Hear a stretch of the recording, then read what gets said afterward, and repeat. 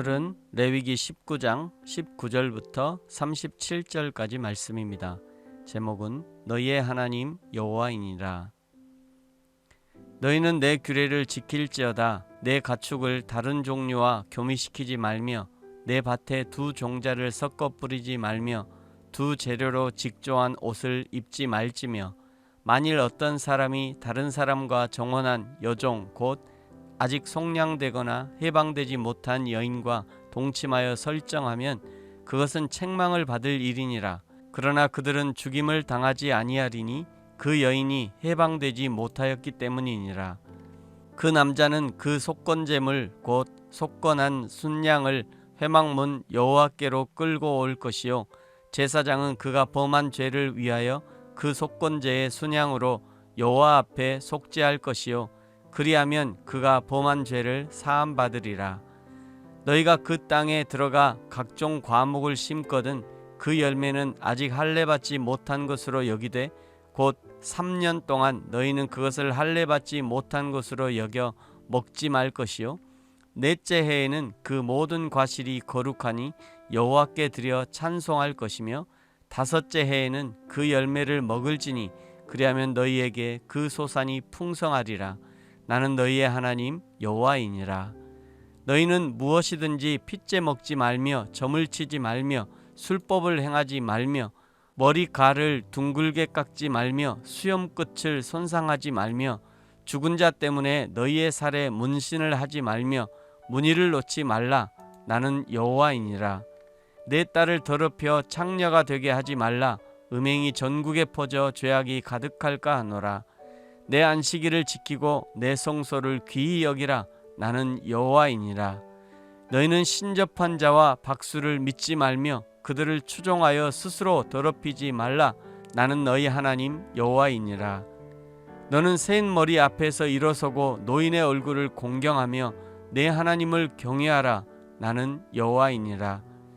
거류민이 너희의 땅에 거류하여 함께 있거든 너희는 그를 학대하지 말고 너희와 함께 있는 거류민을 너희 중에서 나은 자같이 여기며 자기같이 사랑하라. 너희도 애굽 땅에서 거류민이 되었었느니라. 나는 너희의 하나님 여호와이니라. 너희는 재판할 때나 길이나 무게나 양을 잴 때 불의를 행하지 말고 공평한 저울과 공평한 추와 공평한 에바와 공평한 흰을 사용하라. 나는 너희를 인도하여 애굽 땅에서 나오게 한 너희의 하나님 여호와이니라. 너희는 내 모든 규례와 내 모든 법도를 지켜 행하라. 나는 여호와이니라. 아멘.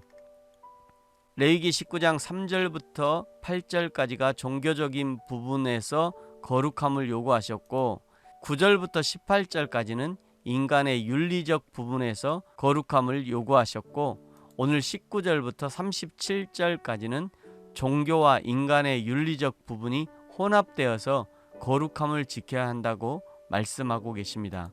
19절은 가축이든지 밭의 종자든지 하물며 옷도 두 재료를 섞지 말라고 하십니다. 하나님이 극도로 싫어하시는 것이 섞이는 것입니다. 하나님의 창조 법칙에 근거하여 자연의 질서 및 순리를 그대로 따르라는 것이고 뿐만 아니라 여호와 신앙과 속된 이방 종교, 영적인 것과 육적인 것을 혼합시키지 말고 잘 구별하여 순수한 여호와 신앙을 유지하라는 의미가 포함되어 있습니다.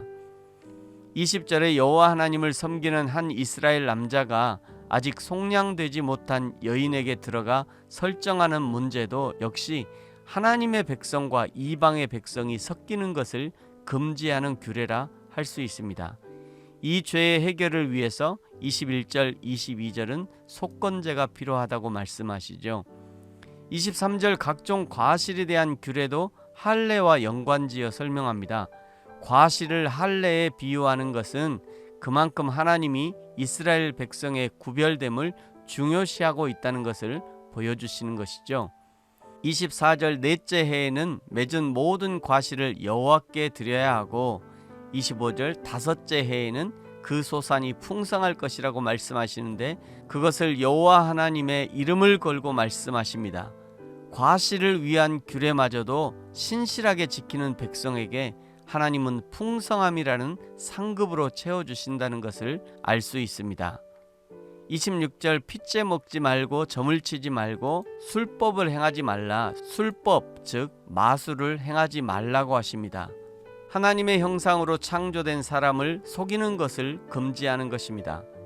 27절 머리카락을 둥글게 깎는 것은 당시 아랍 사람들이 그들의 신을 섬기는 종교적 습관이었고, 구렛나루 수염의 끝을 여러 가지 모양으로 깎는 것 역시 이교도들이 그들의 신을 섬기는 방법이었다고 합니다. 그래서 하나님이 머리 깎는 것도 수염을 깎는 것도 따라하지 말라고 하시는 것이죠. 28절 살에 문신을 새기는 것도 하지 말라고 하시는데, 문신이라는 것 역시 죽은 사람을 달래기 위해서 자신의 몸에 상처를 내는 것으로부터 시작된 이교도들의 풍습입니다. 하나님은 하나님이 직접 빚으시고 하나님의 영을 불어넣어 생명이 되게 하신 성도의 육신을 성령이 거하시는 전이라고 말씀하셨습니다. 그런 성령의 전에 함부로 상처를 내고 더욱이 거기다 죽은 자의 신, 음부의 신을 섬기는 문신을 하고 그림을 그리는 것을 금지하는 것입니다. 29절부터 36절까지는 실제 삶에서 적용하고 반드시 지켜야 할 내용들을 말씀하시고, 37절은 19장의 결론과 같은 말씀입니다. 37절 너희는 내 모든 규례와 내 모든 법도를 지켜 행하라. 나는 여호와이니라. 레위기 19장을 한 구절로 표현한다면 18절의 말씀이 가장 적절할 것입니다. 내 이웃 사랑하기를 내 자신과 같이 사랑하라. 나는 여호와이니라. 이 말씀은 하나님을 향한 사랑의 정도를 무엇으로 측정할 수 있는가? 내 이웃이라는 리트머스 종이를 가지고 내가 하나님을 얼마나 사랑하는지, 내가 하나님께 얼마나 충성하고 있는지를 측정할 수 있다는 말씀입니다. 사랑하는 성도 여러분, 하나님을 사랑하십시오. 하나님을 뜨겁게 사랑하십시오. 그 하나님을 향한 뜨거운 사랑이 내 이웃에게 흘러가 그를 사랑으로 녹여내고 사랑으로 살려내고, 사랑하기 때문에 예수 그리스도의 복음을 전하지 않으면 내게 화가 있을 것이라고 고백했던 바울의 심정으로 예수 그리스도의 복음을 증거하는 저와 여러분이 되어지기를 예수님의 이름으로 축복합니다. 아멘. 기도하겠습니다. 하나님 아버지 감사합니다. 하나님의 말씀, 하나님의 율법은 그저 하나님께 예배할 때, 하나님께 제사할 때만 필요한 것이 아니라 그 하나님의 율법이 나를 살리고 우리를 살리고 이웃을 살리는 생명의 말씀임을 기억하고 지키라 말씀하신 그 말씀 따라 하나님의 말씀을 믿음으로 생명으로 지켜내 하나님의 은혜와 축복을 누리게 하여 주옵소서. 나에게 오신 하나님의 사랑과 생명이 이웃에게 흘러가 이웃을 사랑하고 살려내는 생명이 되게 하여 주옵소서. 감사합니다. 예수님의 이름으로 기도합니다. 아멘.